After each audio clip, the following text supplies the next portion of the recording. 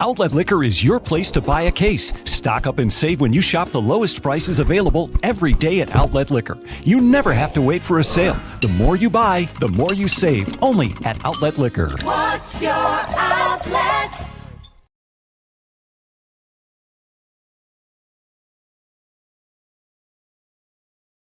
Folks, welcome back. It is not wrestling with your budget. It is not wrestling with your thoughts. It is wrestling with emotion. I am Maniac, joined by my co-host, Ty B, and the Micah Man, Jake Micah. Gentlemen, another Sunday and another Big Four AEW event. Oh, absolutely. This event is huge. It's the day we've all been waiting for, wrestling fans. CM Punk is finally back in the ring wrestling. We saw him, getting involved and, getting more into it. Jake, I know you were there the other night. How are you feeling to finally see it? And I know you've gotten to partake in some of the fun earlier on in the week. How is it over there in Chicago?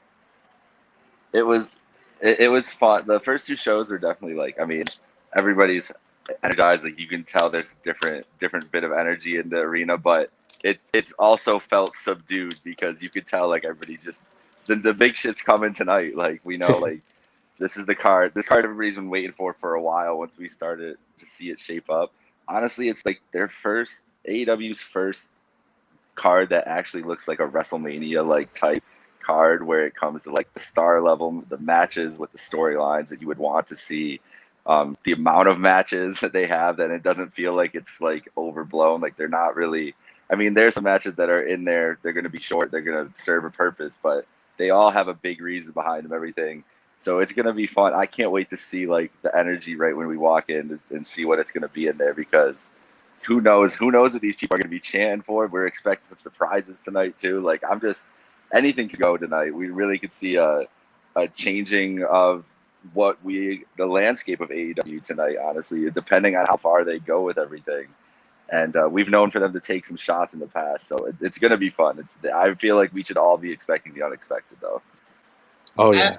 I expect it to be exciting. Yeah, it is really expect the unexpected. Anything can happen, and that's really what you want from a wrestling show. It's supposed to be a kind of Game of Thrones. Anything can happen. Anyone can go down at any point.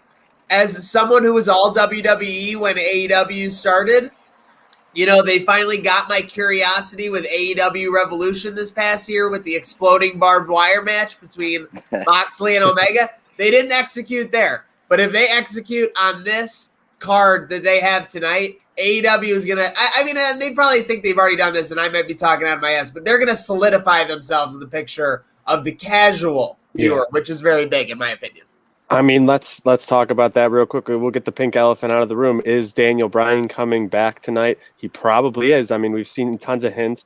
We saw a bunch of hints, dropped that CM Punk was coming back, and then he came back.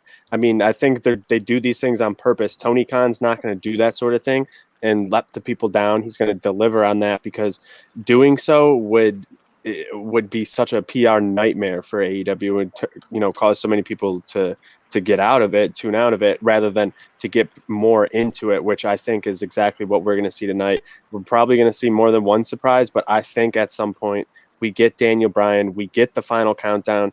Jake, are you going to be losing your mind? Oh yeah, I'm hoping. I'm stealing this from something I saw on Reddit, but I'm hoping that we just get a random countdown clock to show up on the screen in between matches, a la Jericho showing up at the Y2K. And it just says the final countdown or something. It's gonna win. I think that seems like it's like you said, they kind of deliver when these things come out there, and they've mentioned it enough. I mean, Punk a couple weeks ago literally said it live to the TV audience, be more patient, it'll come. Yeah, not yet.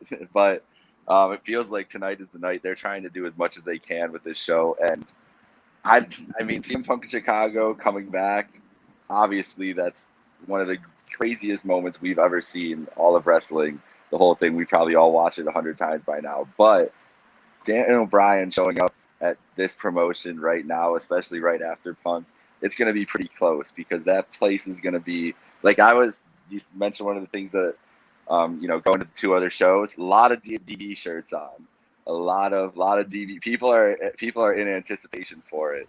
So I'm interested to see the amount of Daniel Bryan shirts tonight. And who doesn't love a good AEW is great with the chants. We were listening to Jungle Boy before we got on here.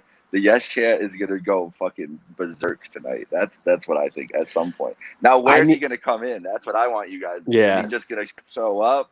Is he gonna get involved somewhere? He's got a lot of options he could go to. What would you like to see? Does he close the show? I think he probably closes the show, and maybe we get him, with Punk face to face at the end, because I think there was a interview Punk did the other day talking about how he wants to wrestle the Young Bucks, but he needs a partner. And then and we know he's the ultimate troll. He was posting on his story the super close up of him and Daniel Bryan shaking hands way back in the day. I think that could be what they go for. I think the Young Bucks might end up retaining, and then we see potentially, a Daniel Bryan Punk thing for a couple of weeks there, just to get more people tuned in, seeing what the Bucks are doing, and because I think the Bucks are getting their run here to sort of phase themselves out the similar way as Cody's done since his championship run. Yeah, you saw it with the most updated bio post from the Bucks. They're talking about all the things they've done that people said they couldn't do, whether it was being a draw, selling out arenas, things like that. Not necessarily so braggadocious as they typically are, so smug, right? It seems like they are on that second half of that run. You bring up a good point, though. Where do you bring in Daniel Bryan? I was thinking maybe you get Omega retaining over Christian with maybe a little bit of hijinks from Callis. Maybe the Elite comes in and they start beating down Christian, and then that music hits or that countdown hits. D-Bry runs in, clears the ring of the Elite. Frankie Kazarian's a little bit jealous, but you just got to deal with that. But, yeah, you got to bring him in, I think, and, clear the ring, honestly, or something like that. I mean, obviously, you can do a face-to-face with Punk. My only worry is that they both have so much energy on their own, you don't really want to use it against each other. They really like balancing their cards. I mean, you see it tonight, and that's why we're super excited for All Out 2021 here on Wrestling with Emotion show on Trainwreck Sports. But, yeah, I think it's a consensus. We're 100%. D-Bry is going to be on the show tonight, right? Yeah. I don't think they're going to miss on this. Okay. And the off chance he's not actually there's going to be something that's a full tease for a Wednesday or something on Dynamite. Okay. Just to potentially boost the network or something. You know what I mean? But I would 95% sure he's there.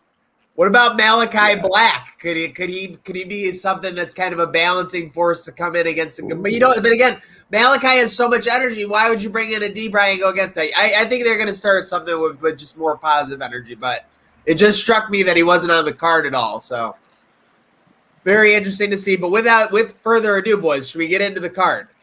Oh yeah, let's go. All right. Well, hey, this is going to be a mouthful, but I'm going to run it out real quick. We got the Best Friends Jurassic Express versus the HFO Hardy Family Office, of course, Orange Cassidy, Chuck Taylor, Wheeler Yuta, Jungle Boy, Luchasaurus versus Matt Hardy, Private Party, and the Hybrid 2.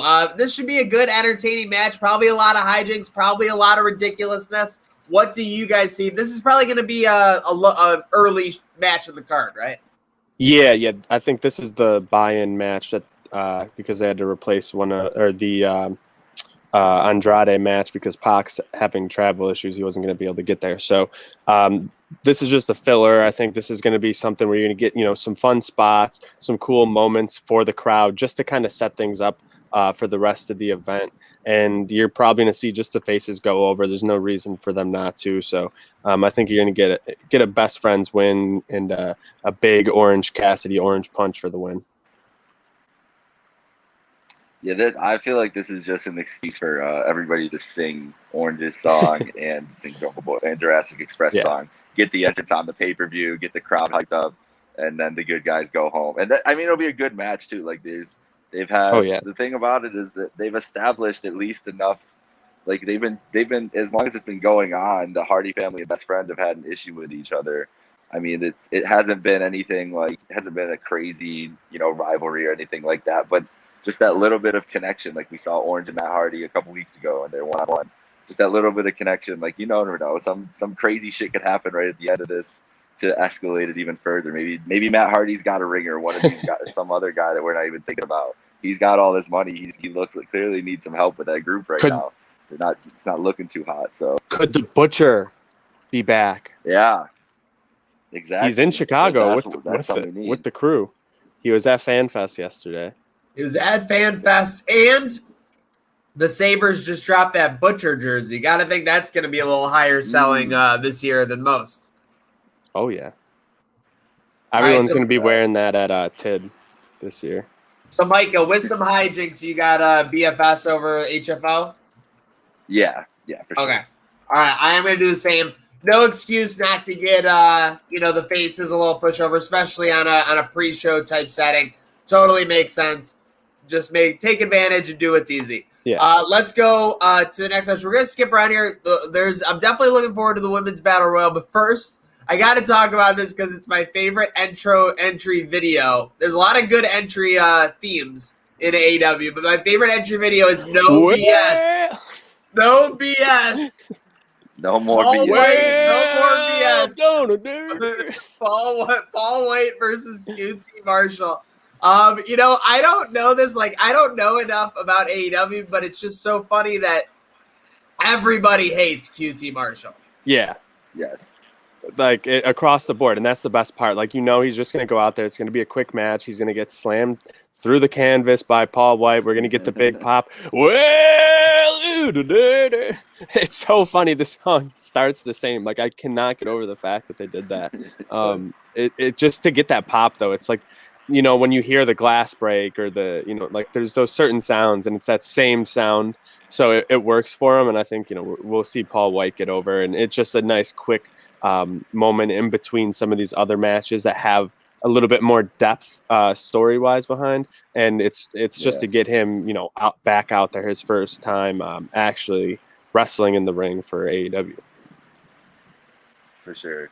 I love that you said that about QT Maniac, because this has been a fairly recent development. QT didn't turn on Cody too long ago. It was this year. But nobody liked him beforehand, so immediately when he gave everybody a reason to actually not like him, it was it's on, fuck this guy. And he's done a great job. He's been in two high-profile feuds for him to go up with. Whatever it's going to end up, Paul White is going to just choke slam probably the entire factory, but that's fine. That's what we're in this for this pay-per-view match. But QT being in a spot with Cody and in a spot with Paul White, two guys they clearly are positioning as faces that they want to use him. He's done a great job, and you need some guys. You just need to have some real life hate along with the wrestling hate, and it makes for a great heel. And he does what he needs to in that mid card, and it'll serve his purpose tonight and get the shit kicked out of him. I am interested to see though why the Gun Club, why Billy Gunn decided to turn on Big Joe. Yeah. Something's got to come of that tonight, at least a little bit, even if it's just for more people for White to just dismantle in the ring tonight. And that's why I am starting to fall in love with AEW, though. I'm watching, and I'm like, what the hell is the Gun Club doing running out so late? They were just worthless in that situation. What are they doing? And then it actually makes sense. They didn't want to run out and attack them. They came out after as a fake out and got no more BS, Paul White. But, I guess I see Paul White winning as well. So we're a straight sweep on both so far. We got... But you need a guy like QT Marshall for everyone just to beat up and everyone to just for the fans to just pop every time he gets his ass kicked. You need that guy in the roster. To me, my initial reaction is he's kind of like a heel Elias for AEW. When he's a heel, anybody can show up and be kind of like a super face against this person, which is good. You got to have that kind of player on your roster.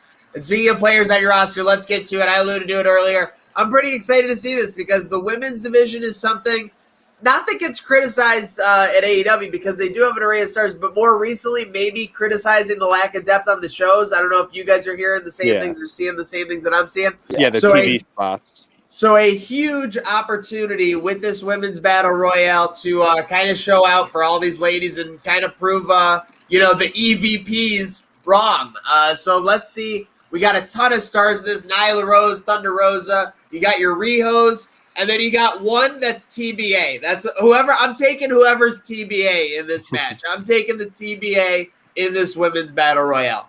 I'll get to who the TBA is, Maniac. But first, I want to talk about some of the other entrants. And the thing, is like they're not getting the big TV spots. They're not really putting a lot of depth into the stories. They're kind of just tossing out a match here or there, and it just feels more like filler. But if you watch Dynamite or Dark and Elevation, you actually see they're doing some storylines. Like Diamante had a good feud with Big Swole that was good, and so I'm sure you're going to see some of that in the Battle Royale tonight. So I think this tonight is a good way to start bringing those feuds over from the Dark and Elevation side into the more mainstream, like the television watchers, the pay-per-view watchers. So they're more aware of all that. And I think from Kenny Omega is supposed to be really trying to push that women's division now. And I think this is sort of their thing, was trying to build up some of these characters, build some depth behind them, and get them really ready for that television spotlight rather than to throw them out and flatline them sort of the way they did with Britt Baker immediately. And then she went back, to the table and sort of figured it out. But I'm really excited to see Emi Sakura tonight.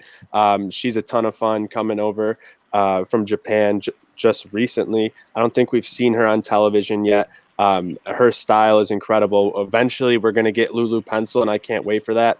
Make sure you guys go check out Lulu Pencil on YouTube. She's absolutely incredible. Shout out the Pencil Army. But we're also going to get a ton of young names like Anna Jay coming back. She's a ton of fun. So we're getting Sky Blue added, a local Chicago native. She might be getting an All Elite graphic very soon. She's been phenomenal for them, doing a bunch of dark matches and stuff like that. But Thunder Rosa in this, I think it's going to be a spot here where we get Thunder Rosa at the end, more than likely, and someone goes over Thunder Rosa.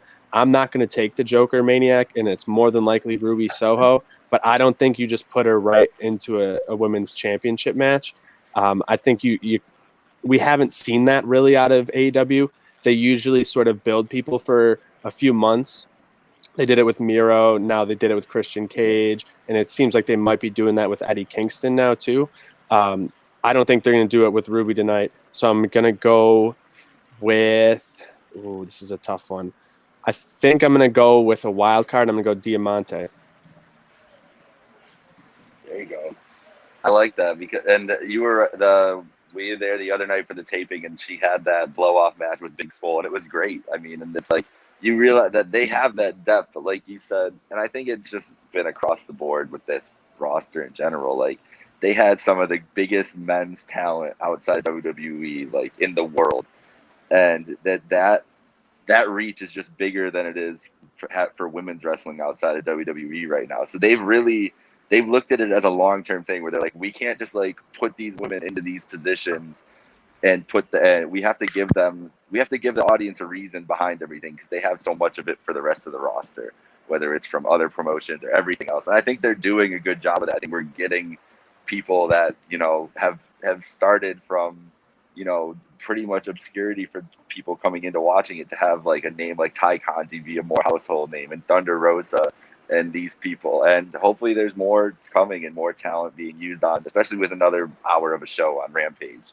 Like, they had a great, was it Penelope Ford and Ty Conti this week? That was Penelope a good Ford's 20-minute match.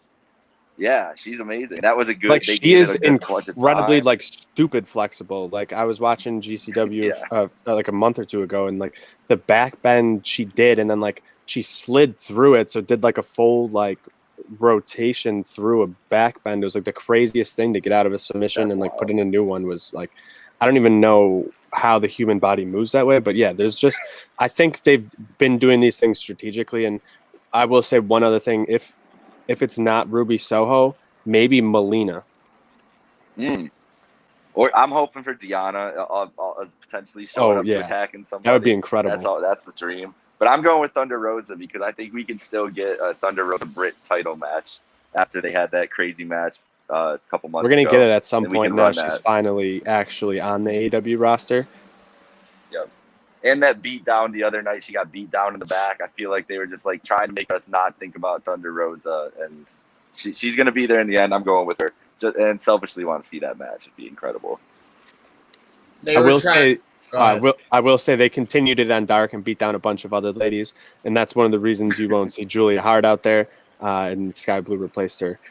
So I don't know, Thunder Rosa, whatever. I don't know if that'll be really an issue for her. She's an absolute savage. She's like, I'm not getting my ass kicked. I'm just going to go down swinging. Let's go. That's facts. My closing statement on this women's division is that Big Swole is a top 5 wrestling name at the present moment. Yep. It's just my thoughts. Just my thoughts. Okay, let's move on. We got a singles match, but when this guy's involved, I mean, anyone's going to be watching. We got Jon Moxley, and he's going against someone that, I'm not that familiar with. Again, being kind of an AEW casual, just kind of finally getting into the pool at this point. One of the crossovers, it seems, Satoshi Kojima. Guys, fill me in. What's going on here? Yeah, Forbidden Door is open and it's staying open, but he was the only guy that came through, and Moxley was pretty pissed about it. So pissed off that he had to go to GCW last night and go take a belt from one Matt Cardona, and it looks like he's setting up a matchup with Nick Gage in the next month for Nick Gage to potentially get his GCW World Championship back, which is going to be nuts. So I think here tonight with Kojima, this is just going to be a nice 10, 15-minute, old school like AJPW type match where you're just going to see a bunch of hard-hitting action. It's going to be quick, and there's going to be something here with Moxley, an angle to take him off this. I think potentially one of these other guys, maybe a Jay White or someone else like comes in, someone from New Japan or something like that. We get something with Moxley here at the end of the match, I think. Jake, what about you?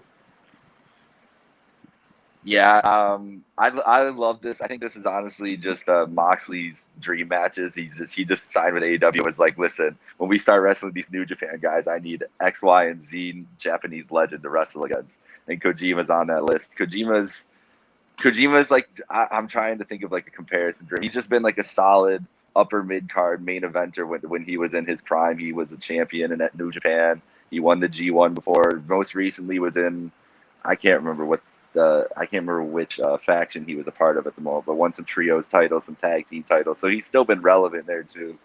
And it's gonna be fun to see Mox just be able to get in the ring, hard hitting match. But I wasn't even thinking about another New Japan person showing up tonight. The one that keeps coming into my head though, and we've seen him make some references to showing up around and hasn't done it yet, is Jay White. And I think Jay White and Jon Moxley would be an incredible place to go, unless they're getting him right involved with Omega, which is another one of those storylines that we can get into. But especially with that big crossover pay-per-view in a few months. Mm-hmm. I think that's the guy that's 2 months away. Yeah. I think it's in November. Yeah. So Jay White, I mean, there's Tanahashi, who he called him out. They showed the promo on TV. Like, they didn't just show that shit for no reason.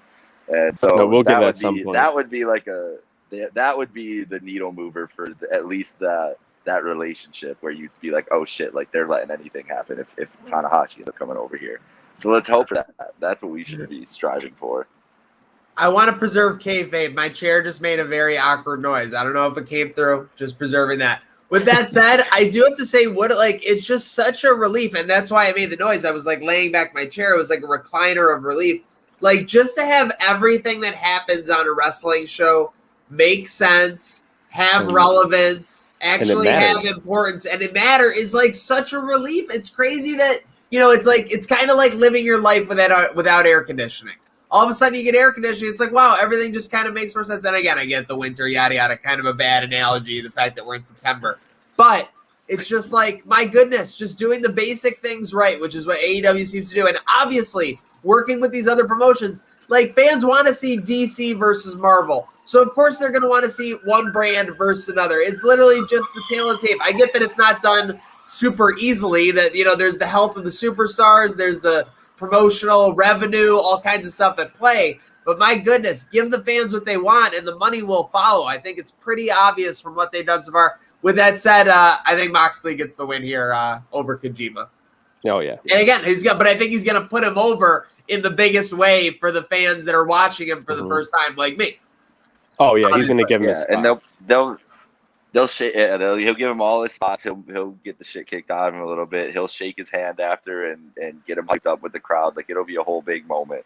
And that's Moxley. That's Moxley through and through. Like, the dude like lives and breathes professional wrestling. And so that So he wants other people to be successful, and like he understands. He's signing up to take on Nick Gage. Dude, well, all I'm he's a saying is psycho. that's why I have so much faith that he's going to push Kojima over, because I'm like, oh, Jericho has to face this guy, Nick Gage, I've never heard of. And then the next thing I know, he's just cutting his face with a pizza cutter. And I'm just, what is going on? It's amazing. And speaking of the demo god, let's wrap up our first half of this Wrestling with Emotion show brought to you by Outlet Liquor. Let's talk about it. A potential retirement match, something I don't want to see, but at the same time, I will not be able to look away when it's going on. Jericho putting it all on the line, literally, figuratively, speculatively, for one more shot against Maxwell Jacob Friedman. Yeah, I was kind of surprised they put the stipulation on it, because I thought then right away I was like, oh yeah, MJF's definitely gonna win. But the more I thought about it, I was like, I don't know, like you can always like weasel your way out of it and like make it so it's like he can never wrestle in an AEW ring unless like sanctioned by MJF or something like that. And then like eventually someone's pissing off MJF and Jericho so much that MJF's like, fuck it, Jericho, you can, take care of him or whatever. And they did say the AEW ring specifically. So like maybe we could see Jericho, go back over to Japan, do some stuff, or some other crossover events, and have, like those crossover pay-per-views he could still potentially be on or something like that. So there is the potential I could see of him losing this, because, Fozzy's going back on tour. I think they're on tour right now. He's doing the commentary stuff now with Rampage. I don't think he wants to be on a full-time schedule necessarily anymore anyways. So it wouldn't necessarily surprise me. And MJF has been super, super protected in All Elite. And having not lost to Jericho twice, like, I don't know why you would make him lose here in this one and like continue the feud kind of, or like, do they find mutual respect? It doesn't make sense. So the only thing in my mind, I think Jericho loses. Yeah. You kind of, you said that perfectly, Tybee. Like that's pretty much all the spots I wanted to hit on this. I was going to. I will say that potential. I mean, the Punk entrance is probably going to be berserk with the first match that he's having, but a potential Chris Jericho retirement Last Judas, is going to be nuts in that arena too. That being said, I think the point that we have been making is that their storytelling, like they usually follow through on these things, and making the note that it says inner AEW ring is that matters the most to me, because like I think I agree with everything you're saying, that he could go work anywhere else. They could make it this whole big thing, and it just doesn't make sense storyline wise. It doesn't make sense for MJF to lose this match, like unless like it really doesn't. He's only lost to Moxley, and it just doesn't. After he's outsmarted him every single time they've been in the ring, it doesn't make sense for them to lose the match. And so I'm just more and more convinced that you give MJF the ultra heat and just make him the biggest heel the biggest heel in their company by far if he wins tonight, and you give him the note that he can brag about this for the rest of time, and it can always be in everything that he mentions. And while Jericho's on commentary, he can come out and they can still kind of have this like lingering feud and transition it as Jericho's going into a part-time thing. I think Jericho, and he'll wrestle in AEW again. Like I think we can all agree on that, right? Like even if he loses this match, like some point he's wrestling in an AEW ring. But they can get creative with it, especially if there's enough spots, there's enough spots for guys they need to give time to, especially if they're adding in a Bryan and Punk is going to be on this roster more. Like we've seen Jericho has held it down for a long time, but yeah, I wouldn't be shocked if this is MJF, and I'm gonna shock myself here, and I'm gonna ride with it. I think he's gonna win tonight. Mm-hmm. And hold on a side note before we get Maniac's prediction, I just want to say the Judas with no music a few weeks ago was incredible. Mm-hmm. Can we get the final countdown with no music and all the fans are just going do do do do do do do? It's gonna happen 100%. That would be. I mean, if there's a place to do it, it's Chicago. I mean, there's basically 3 or 4 cities in the nation where you could probably depend on a hot wrestling crowd that could carry that. It's them for sure. Yeah, I mean, it's like you guys said. That's why we got the experts here on the Wrestling with Emotion show. Jericho could gain a pop. Like him winning would be a great come over if he hit, the Judas effect, like from the top rope or whatever, he wants to do. But MJF would be vaulted into super heeldom. He wouldn't have to do anything for the next 5 years to just be booed out of every building. Mm-hmm. And yeah, like you guys alluded to, AEW ring. Now I'm already thinking about Ty B's theory on who's going to crush MJF so bad that he sicks Jericho on him, that he sicks the demo god on him. But yeah, I will take MJF, and I'm already tearing up thinking about it. I'm gonna be singing it loud in my living room tonight. We might do a watch along. Stay tuned for that, but we'll keep you posted on Trainer Sports for that. But another sweep with all. We all got MJF there. We all had Mox and Kojima, correct? Mm-hmm. Okay, just double checking. All right, let's move it on. And now I don't mean any disrespect to like the 10-man tag or or Paul White, QT Marshall, but this second half of the card, all 5 of these matches are amazing. 2 of them could easily be the main event, so it'll be interesting to see what they go with. But let's tee it off here with an interesting one for me. Eddie Kingston against Miro. Miro obviously putting his AEW, the TV title, as they call it, the TNT Championship, on the line. Speaking of protected from MJF, like you said, you guys alluded to, Miro has been absolutely protected since he came in as the best man. He's been absolutely dominant, whether it was playing video games or dominating in the ring. I love Eddie Kingston's kind of come up like I think you alluded to, Ty B, but I'm going to kick it off here. I just can't see Miro losing this one. I think Eddie Kingston gives it every run. I think he gets maybe a spot where he's got Miro down, but Miro ultimately retains. So I love God's favorite champion. He is my favorite champion in AEW right now. But there's a lot going on in this one. First of all, Eddie Kingston and Miro's promos in this feud have been absolutely incredible. This is why you have to trust your talent and you let them go to work. I mean, first off, Miro's jokes about his wife and all that, just phenomenal. I think we're going to see her likely at some point. I don't know why you wouldn't, because he's basically made her a character on the show by bringing her up so often. And then Eddie Kingston just being like, yeah, you know what, I'll just kick your ass. And then also being like, hey, redeem these nuts. Give me that all day. Sign me up for it. I think Eddie Kingston's going to win the title here tonight. And I think you get a rematch at Arthur Ashe, just because you want to put Eddie over in New York City, give him that huge spot because that's his hometown. I think we could very well see that. And there's a certain person who they really, really, really, really have not talked about a lot lately on AEW. And that's a certain Kip Sabian, who was at FanFest yesterday. He had some mask on, some other stuff, and a fake cardboard sign that was unpromoted signing because everyone else was doing their signings. AEW wasn't promoting it. So I think Kip Sabian comes back, interferes with the match, and Eddie Kingston gets the win. Took the words right out of my mouth. I was just I saw the reports about Kip Sabian being in Chicago, and that's a feud that I mean he should be there because Penelope's there anyways. But that's true, yeah.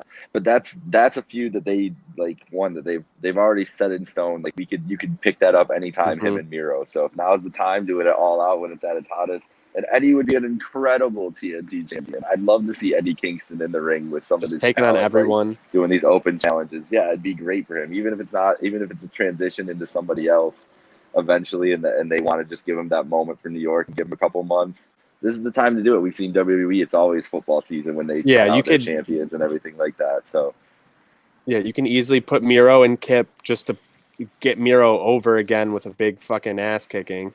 And you can transition him away from the TNT title to start pushing for the AEW title, with it more than likely coming off to Hangman at some point soon, and then Miro can take it from Hangman at some point. Yeah, I love that. Yeah, you always have your lingering Hangman. Yeah, paternity leave too.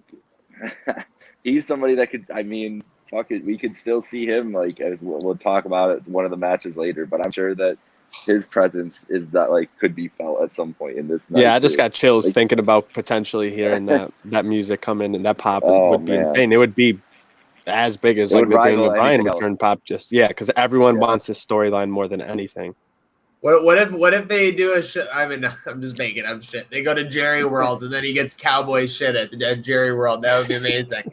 All right. So let's go next. I'm gonna go dealer's choice here. Should we go tag team titles or women's championship match next? Ooh.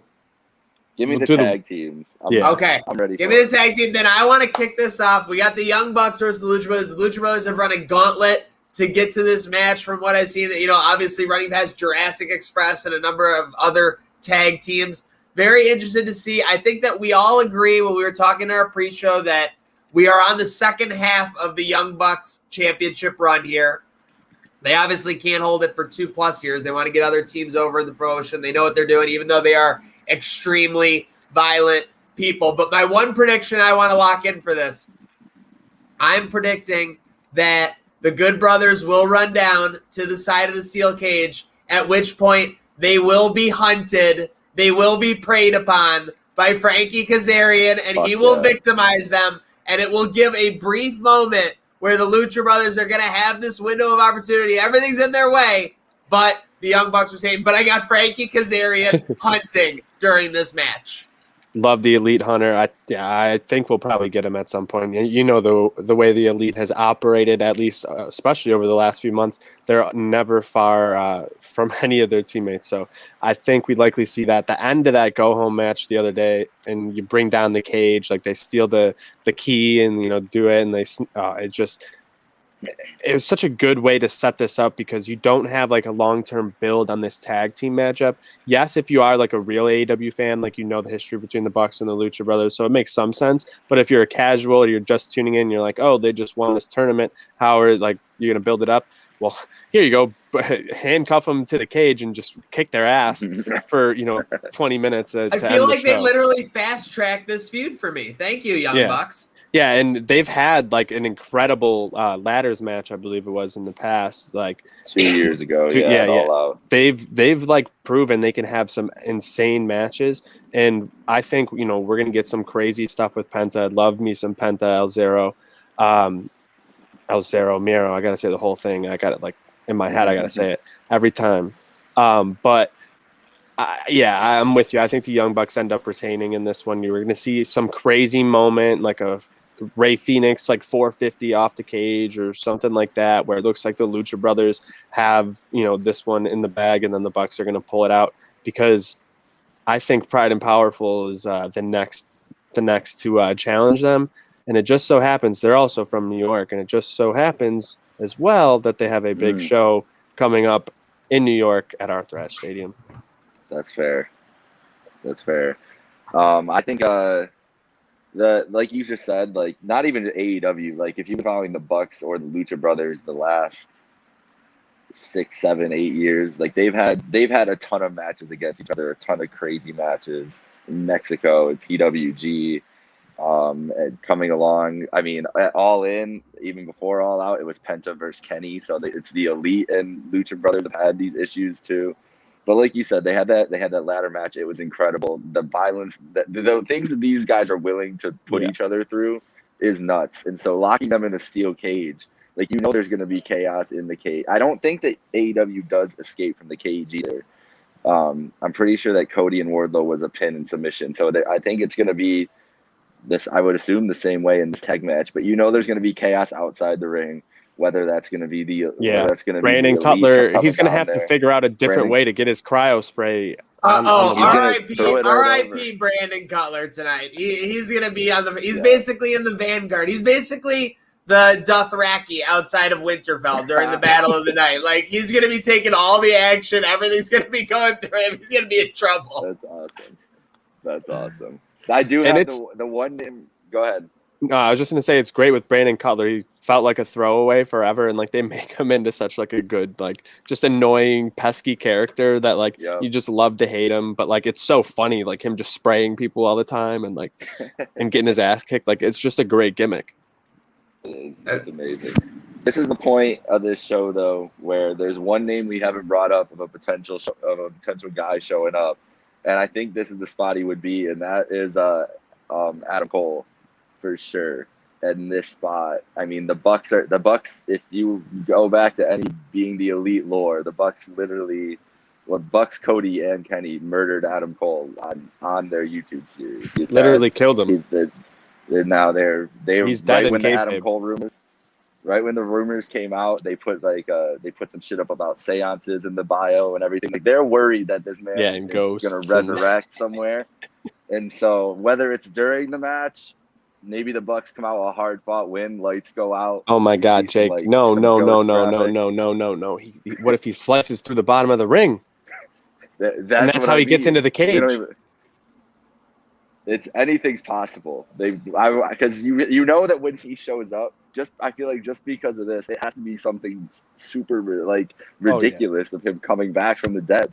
And so tonight is the night to do it. You can be it ridiculous.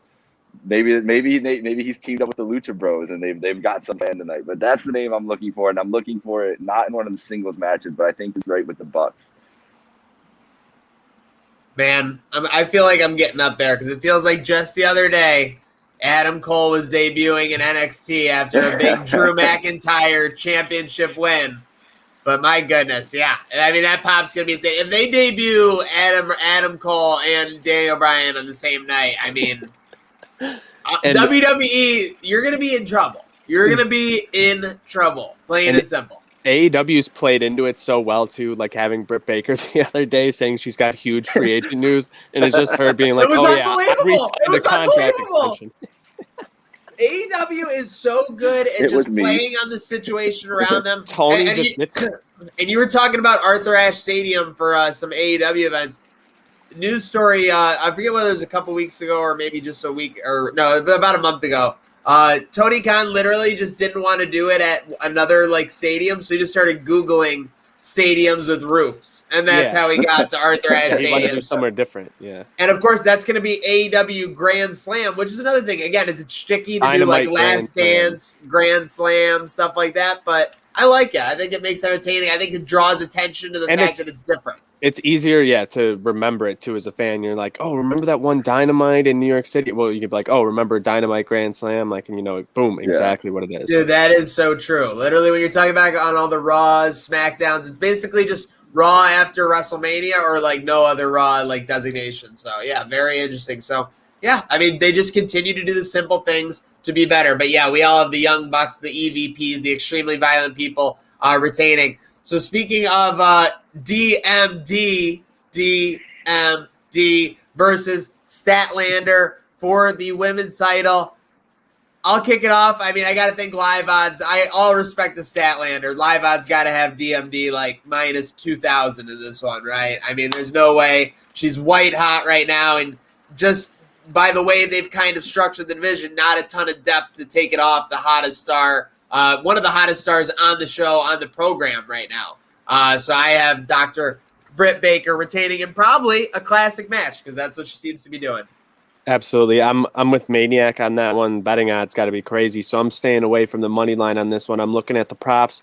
Over under 3.5 boops from Chris Statlander. I got the over. I think she's gonna get Rebel, not Reba, Jamie Hayter, Britt, and the referee. Give me 4 boops from Chris Statlander. I love Chris Statlander. She's come back and she's an absolute beast. Like being able to pick up Jamie Hayter and Rebel at the same time and slam them, like the way she did was just absolutely incredible. She looks like she's in the best shape of her life. The injury seemed like it might have really, caused the big issues in her career, but she seems to have come back even stronger. And the thing she's doing, she's going to be a champion at some point. I don't think it's her moment yet. Continue to build that character a little bit now that she's back. She's pretty much run through everyone else though. And I mean, win or lose, Statlander is still building that character really well. She's going to get fans even in a loss because they're going to give her moments. DMT plays into everything very well. I can't wait. It's going to be a very fun match, but yeah, Britt Baker is definitely retaining this one. Yeah, not a doubt in my mind. Britt wins. Everything you guys both just said. She's on top of her game. She's on top of the world right now. Like they are blessed right now, and obviously it's choices that they made and it's good choices. But having your 3 singles champions and the way that they are all kind of just in a groove with their character and the way that they are, it is incredible. It makes for great TV. And Britt might be the best out of the 3. She comes out. It's electric. She's a superstar now. It's so much fun. She is a superstar, and there's really not anybody on that level. Statlander is close. Statlander is amazing in the ring, but it's not time for Britt. It's not time. I don't think it's anytime soon. So let's keep it rolling here. And she's got a squad. Like maybe it's some chicanery. I'm sure there's going to be some chicanery at the end of this. I don't think it'll be completely clean, but Britt's going over for sure. Yeah, if this was the WWE, Statlander would win just for Britt Baker to win it back on Wednesday, just so Tomorrow she has night, yeah. 2 title reigns instead of just one. Yes, like again, booking decisions just being crazy. It's like Micah, that's just a great point because it is a little easier because they have fewer belts right now. But yeah, the 4 main belts, right? The tag team titles, the women's title, the AEW TNT, and the AEW Championship. All of those superstars who are representing those are absolutely white hot at the top of their games right now. There's no doubt that they're a champion. When they're on TV, they are absolutely a tier above whoever's even coming out next. Whereas it's just like in the other promotion, just sometimes you feel like, is this person even a U.S. champion? Is this person even an Intercontinental champion? Like WWE champion's a little harder, but yeah, I mean, it's just question after question, whereas it's fulfillment after fulfillment in AEW.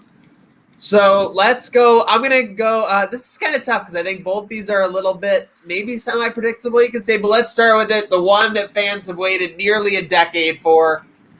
Darby Allin and Sting hosting the best in the world, CM Punk. Darby Allin loves dangerous things, but there's nothing more dangerous than wrestling CM Punk in Chicago. Gents, how is this one going to go down? I don't think this finish is predictable at all for me, Maniac, because do you bring CM Punk in? CM Punk is talking about how Darby Allin would have been his favorite wrestler, if he was 15 right now. And do you really bring him in and say all that stuff to have him, beat Darby? Or I think we could see some chicanery in this match where it, ends up being a draw or something like that. And, at the end, they beat the shit out of maybe Daniel Garcia in 2.0 again and shake hands at the end and mutual respect. They both get the huge rub. And I wouldn't be surprised if we get that. We usually don't see DQs at all from AEW. I don't think we've seen one ever, if I'm not mistaken.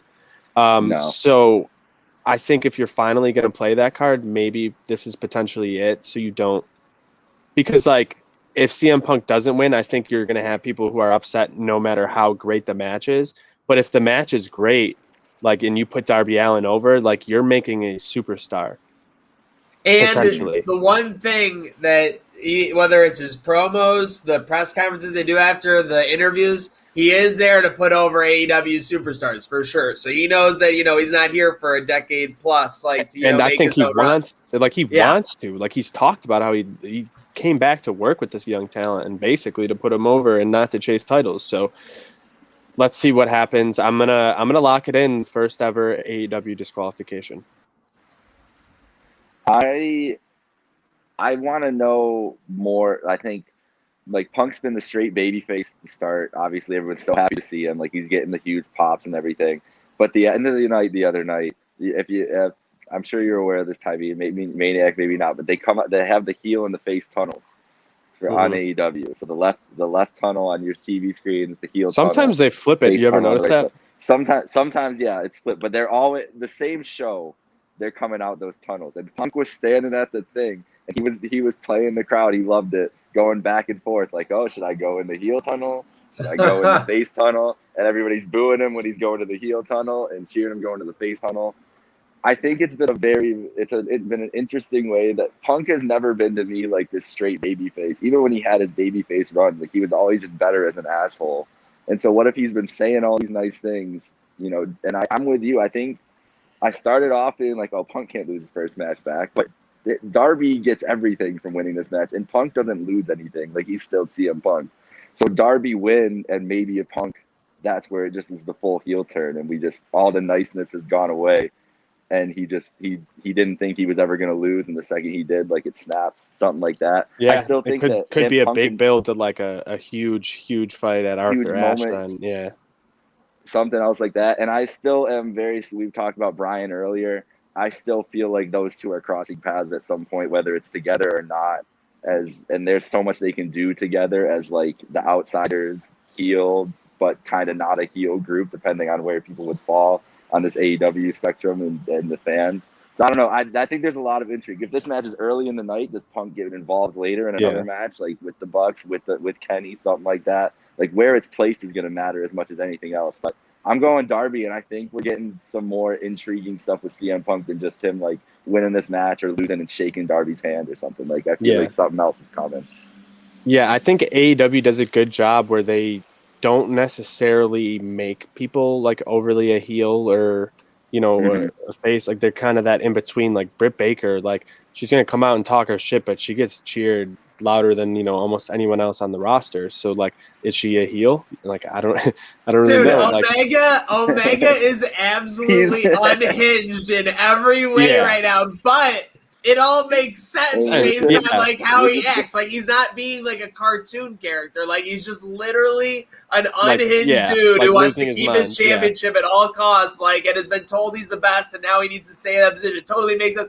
And you're absolutely right. It's almost like that the second half of the Marvel movies when they started making the villains a little bit more believable, a little less cartoonish, and it just makes the overall production so much better because you're like, I kind of like the villain. It makes sense. Now I'm pissed. Like I would have been pissed off too if I was him. Like it's that sort of thing. And the thing about Kenny too is that no matter what, he's gonna come out tonight, and people are still gonna be chanting the Elite at him the whole time. Like, it doesn't matter. Like it doesn't matter. They're the most. They just had the most dastardly heel group beatdown we've seen in I don't know years, like in any promotion. Like the other night, and people were sitting there just cheering for blood, cheering the Elite. It's like they can't do no wrong. And it's just like you said, it's the same way with all these characters on it. It's incredible to see. And that's why I think Punk can exist in that space too. Like Punk can be more of an asshole where he truly thrives. People are still just going to sing cult of personality and cheer for CM Punk. It's really not going to matter. He doesn't need to be this like huge over the top baby face for the promotion. So we'll see. It's going to be interesting. I agree. And maybe I was being a little simplistic in my thought process about it. I just think there's no way Punk loses is my thinking. I think Darby Allin's almost become enough of a star. I get you guys are all making great points. Like Darby Allin's so much of a star that he can lose to Omega and he can lose to, and it just doesn't even really affect him because he's like still in that upper what do you got? But with like a lot of casuals or like not necessarily big AEW people tuning in because of it being Punk's biggest match, you could make him like he has more to gain. This is your shot. No. If you want to make a superstar, he's huge in the AEW tier, but like he could be, tonight you can solidify MJF as a heel for the next 15 years, and you can solidify Darby Allin as a superstar for the next years. Again, some would argue he's already solidified, totally legitimate points, but for the casuals, bringing him into their mind for sure. You're absolutely right. And I think that the hint towards it is that Sting isn't going to be out there with him too. Like they want this to be a full-on Darby only thing, and so it's like they're trying to clearly maximize the opportunity to get the eyes on Darby. I think that's a good strategy to do with him too. Now I see it. Now I'm adding though to my prediction. I'm getting Punk. I'm predicting Punk, but there's going to be some hijinks with some run-ins, like you guys said. And maybe Punk doesn't get the win completely clean, and that's why they need to kind of maybe run it back. Start Punk out slow. Can't have him going after everybody right away. I got a good idea. What? So we've seen obviously the Daniel Garcia 2.0 going after kind of both these guys now. But what if we see Daniel Garcia with a certain Bryan Danielson? That's what I've been thinking that it only makes sense, honestly. Like wrestling wise, faction wise, like like to take him under his wing, like he's like the next best technical wrestler, and that's kind of what DB has been for so long. Well, and we don't. It just makes sense. What if that's been their? I mean, we don't know their motivation, but they've been going after. They've been pushing him like crazy. Darby. Yeah. And what if it's been like it's just been Bryan the whole time sending out all these missions for these guys? Can you imagine? Little squad. Can you? We knew what Moxley was capable of as the Ambrose character, but he's obviously taken it to just such a same with Miro from Rusev.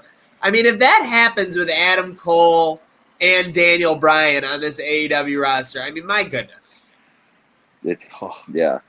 I mean, that's all you say. It's gonna be very overwhelming. It's gonna be very overwhelming. So speaking of overwhelming, we are at It is main event time. Well, this is probably the main event, if not CM Punk or the Jericho match. Any of those three can play in. We've been talking about how great this all-out card is for this show. Make sure you're tuning in, subscribing on YouTube, Twitter, SoundCloud, Spotify, Apple Podcasts, Trainwreck Sports. We are going to keep it rolling with all this wrestling coverage into the end of 2021. But we got our main event in our minds. Kenny Omega, our AEW champion, against Christian Cage. Christian Cage had a big victory over him. I think it was about 2.5 to 3 weeks now to win the Impact title. Yep. Yeah. Boys, help me. Okay, because I just want to make sure now. TNA and Impact. He won TNA both. and Impact, So it was like yes, the World's Championship, but he retired the TNA Championship again, so they're back to just having the Impact Championship. Okay, cool. So that's why I fucking stupidity, but yeah. And sometimes, well, hey, the belt collector makes sense of it, though. That's what this organization It does. made sense because he had the 2 belts, like just to make him Yes. look like he had more. Yes. Okay.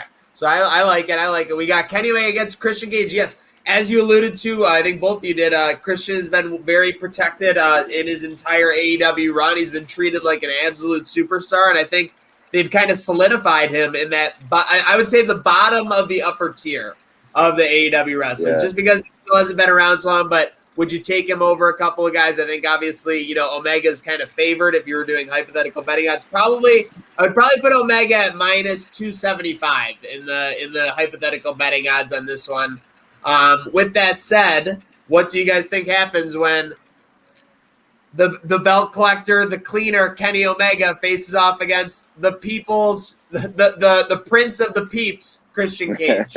Yeah, well, he's not facing Hangman, so I don't think he's losing, although he could always end up, like, Hangman could get over Kenny without the belt, but, like, I don't think that's going to happen. I think he gets over, all of his, troubles and, miscues and everything, to take the title off of Kenny, and that, like, finishes his down spiral. But I think we're going to see something that sort of further pushes Kenny, like, losing his mind, like, completely paranoid, like, maybe, like you said, there could be a countdown, or there could be, like, something going on that's, like, messing Kenny up, throughout the entire match, where, like, he's played into the character work so well within his matches, and, like, still been putting on, like, phenomenal matches, but the character work itself, like, getting himself over as a heel and, like, really feeling like someone who's losing their mind has been incredible. So I think we're going to have to see something.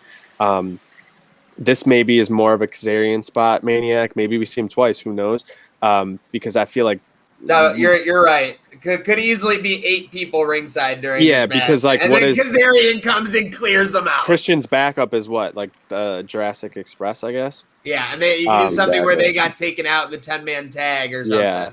So I don't know. We'll see what happens with that. I think Kenny has to end up retaining in this one, but I think we're going to see an incredible match, because it was a great match last time, and that was on TV, and you're working in the time constraints and everything else. So giving them the full here, go everything. I think this is going to be a match like you're going to remember in Christian's career for a long time, even though he doesn't win. And that just proves, like, he never lost it. He's always had it. I've watched back a lot of the older stuff recently, and some of the gimmicks him and Edge used to pull off are just absolutely incredible. And we sort of, because Edge had that longer run and a bigger run, I think, as a single superstar there, like, we forget about Christian a little bit, and he's finally going to get his props here tonight.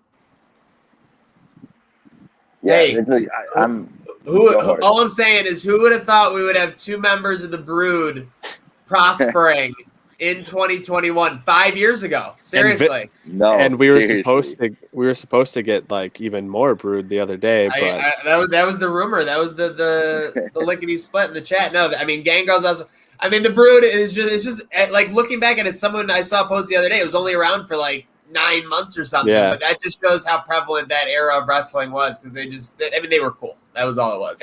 It was huge. Like, wrestling, like, emanated pop culture at that time. Like, things that happened in wrestling, like, you would go to school and they'd be talking about it, like, the next day. Like, kids would be trying to do this stuff, that they were seeing on TV the night before. Absolutely. And hopefully AEW is bringing our generation back to that era. Go ahead, Micah. My bad. The only thing I really needed to add on to Ty B is that Kenny Omega, we said, what is the actual main event? And I think AEW and the last 7 years of wrestling, Kenny Omega is the main event if he's on the card, especially if he's the champion. And whatever you Yeah. get, like no matter what, I know it would have been great to see the Hangman thing pay off here, but they clearly are going to have enough going on, whether it's surprises, they've got Punk's first match. They didn't need that big blow up right on this card, and I think that's fine. Maybe it's Hangman who comes up. I really think there's some conflict after the match. I don't think this is Kenny Christian for a couple more months. Maybe it's Hangman. Yeah, it could be Maybe Hangman it's one that of the comes new out to guys. like even the odds. Yeah, it's just somebody like that coming out to and get in Kenny's face and kind of piss him off.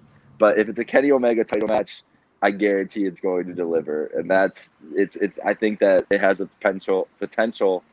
It's weird to say that a Kenny Omega match could steal the show, but with the matches that we have on this card between the steel cage, Punk's first match, and then a potential Jericho retirement or whatever it's going to be, I feel like this match has been kind of getting lost in the shuffle here and there the last couple weeks, and I think that these two guys are ready to they had a great match on Rampage, like you said, and they're going to get a lot of time for this and build it out well.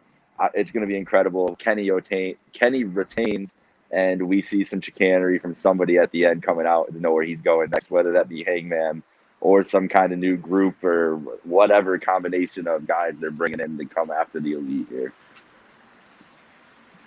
Seriously, in the words of Don Callis, I think Kenny Omega is going to give Christian Cage that 5-star match he always wanted.